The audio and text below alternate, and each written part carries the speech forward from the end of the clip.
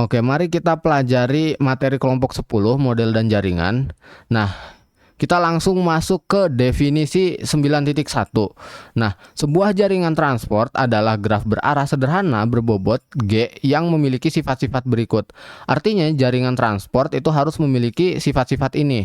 Yang pertama, terdapat sumber yang tidak memiliki sisi masuk. Intinya memiliki sumber aja ya, atau source kalau bahasa Inggrisnya. Kemudian yang B itu dia punya penampung, jadi terdapat penampung. Nah, di kasus ini nih, di gambar yang saya tunjuk ini, sumbernya itu adalah simpul A dan penampung atau sinknya itu adalah simpul Z gitu.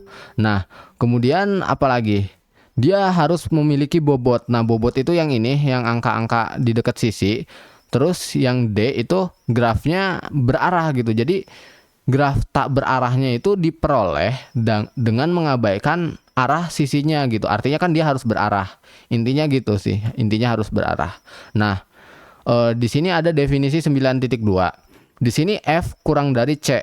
Maksudnya itu apa? Flow yang mengalir dalam sebuah sisi itu harus lebih kecil daripada kapasitasnya. Nah, di sini angka 6 itu adalah kapasitas dan angka 4 itu adalah flow-nya. Jadi yang di kiri itu adalah kapasitasnya, yang kanan itu adalah flow-nya gitu. Nah, di sini kita bisa lihat 4 itu lebih kecil daripada 6, 3 itu lebih kecil daripada 4, 3 itu sama dengan 3, dan seterusnya. Nggak ada kan yang kanannya lebih besar daripada yang kiri. Nah, oke. Terus ada syarat yang B. Nah, ini ada sigma F sama dengan, jadi sigma Fij sama dengan sigma Fji. Maksudnya apa? Arus yang masuk ke sebuah simpul, misalnya simpul B nih, itu akan sama dengan arus yang keluar gitu. Jadi yang masuk dari A nih, ini kan masuk dari A itu 4. Sekarang B-nya keluar ke C itu 3. B-nya keluar ke E itu 1. 3 tambah 1 sama dengan 4. Nah, berarti arus masuk sama dengan arus keluar nih, bisa dilihat ya. Pada semua simpul, arus masuk itu sama dengan arus yang keluar. Nih, misalnya simpul E juga. Simpul E itu masuknya 1 dari B, masuknya 3 dari D. Nah, 3 tambah 1 sama dengan 4. Berarti keluarnya juga harus 4. Nah, di sini udah bener, E ke Z-nya itu keluarnya 4. Oke. Nah, kemudian ada teorema 9.1. Dia menyatakan bahwa arus yang keluar dari sumber itu sama dengan arus yang diterima oleh penampung gitu. Kita bisa lihat arus yang dikeluarkan oleh sumber A. Jadi ini kan yang dikeluarkannya 4 tambah 3 kan. Nah, sementara yang diterima oleh penampung atau sink itu kan 4 tambah 3 juga. 3 tambah 4 ya, sorry. 3 tambah 4 tapi sama-sama 7 gitu. Jadi emang harus sama gitu. Nah, oke, kita lanjut ke definisi 9.3. Jadi permasalahan yang muncul pada jaringan adalah kita diminta untuk menentukan besarnya aliran F sehingga nilai F adalah maksimum gitu. Nah, ini ada contoh 9.3 tapi kita skip aja, algoritma juga skip aja lah. Nah, di sini ada aliran berorientasi sejati gitu. Nah, kita coba pakai contoh, warnanya harus hitam aja. Ini misalnya simpul A, ini misalnya simpul B, agak jauh dikit. Ini simpul C, ini simpul D ya. Ini simpul D. Nah, misalnya ada pakai ini deh. Nah, ada kayak gini.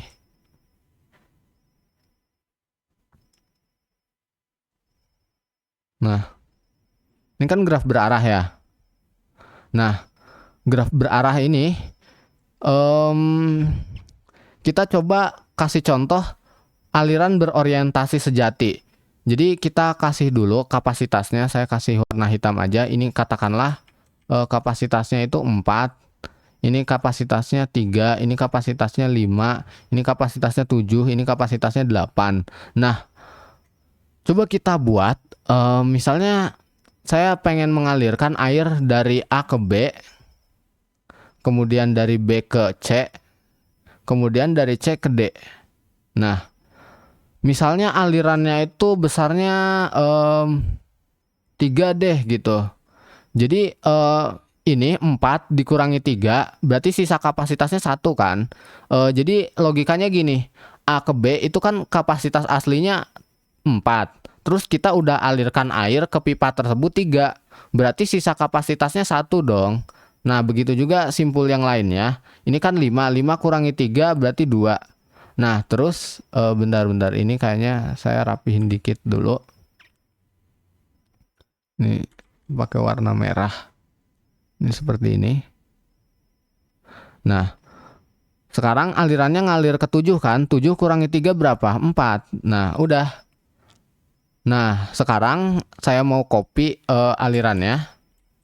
Nah, saya akan memberi contoh untuk aliran berorientasi tidak sejati. Jadi di sini misalnya saya pengen mengalirkan air dari A ke C nih, A ke C. Nah, kemudian alih-alih saya melalui C ke D gitu, saya akan jalan dari C ke B gitu. Tapi kan ini melawan arus. Kita lihat nih, bukan simpul, sisinya itu kan menghadapnya dari B ke C, bukan dari C ke B. Bisakah kayak gitu? Bisa. Jadi kita lawan arah nih, lawan arah dari C ke B. Kan harusnya bolehnya itu, bukan bolehnya sih, kan sisinya itu arahnya dari B ke C, tapi kita alirkan dari C ke B. Nah, kita alirkan dari B ke D. Nah, alirannya berapa ya? 1 aja deh alirannya. Nah, aliran yang kuning itu 1. Nah, aliran yang kuning karena dia lawan arah gitu, itu disebut dengan aliran berorientasi tidak sejati gitu. Nah, terus cara ngitung beban, bukan beban ya, cara ngitung sisa kapasitasnya gimana? Nah, kalau dia searah nih kayak 8 kan dia searah sama yang kuning kan. Nah, berarti dikurang 1, 8 kurangi 1 berarti 7. Nah, terus di sini, nah ini yang menarik nih, yang lawan arah. Kan kalau 8 mah dikurangi 1 karena dia searah. Kalau ini lawan arah berarti dia ditambah 1. Nah, 2 ditambah 1 kan tadi ada 2. 2 ditambah 1, bentar ini kepencet. 2 kan tadi ada 2. Nah, 2 ditambah 1 itu sama dengan 3. Jadi kalau yang searah itu dikurang, kalau yang lawan arah itu ditambah.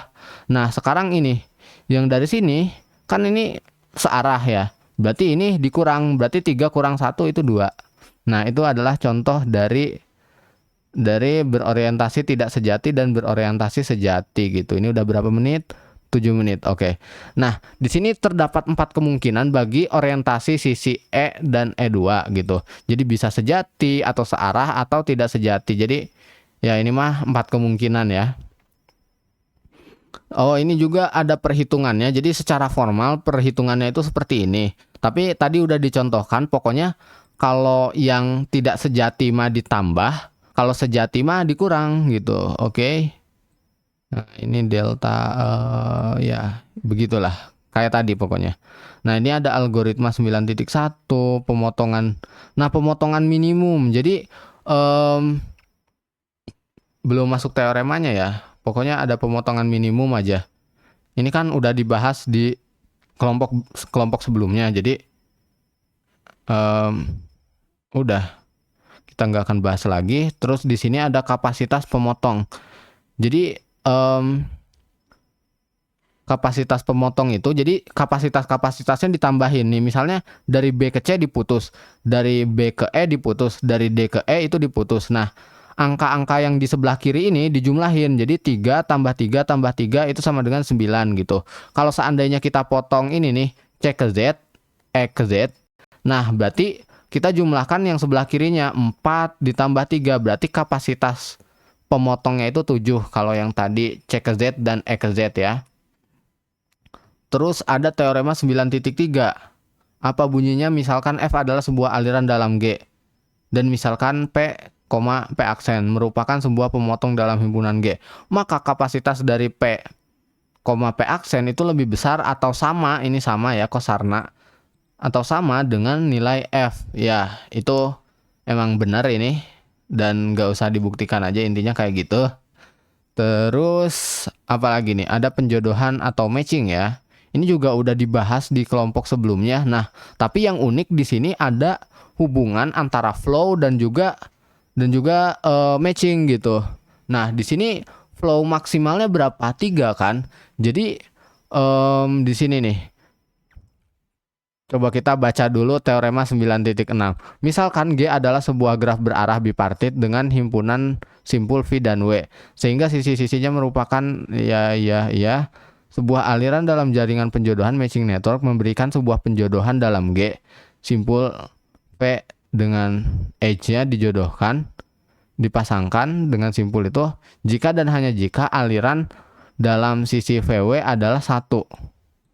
Sebuah aliran maksimal berkorespondensi dengan sebuah penjodohan maksimal. Sebuah aliran yang nilainya V berkorespondensi dengan sebuah penjodohan lengkap. Maksudnya ini kardinalitas V ya. Jadi kan dia punya himpunan nih. Misalnya ini himpunan V, ini himpunan W gitu. Kalau aliran yang ngalirnya itu sejumlah kardinalitas dari V, misalnya 3, nah kan ini kita ini sebenarnya ada typo ya dari modulnya, tapi ya udah. Pokoknya alirannya itu bakal ngalir 3 sesuai dengan jumlah simpul V-nya gitu. Atau kardinalitas V-nya. Nah, terus ini ada latihan soal. Sebenarnya aku males ngerjainnya karena udah pernah. Jadi udahlah. Kayaknya nggak akan dibahas. Oke. Ini ada Q&A. Oke, sip.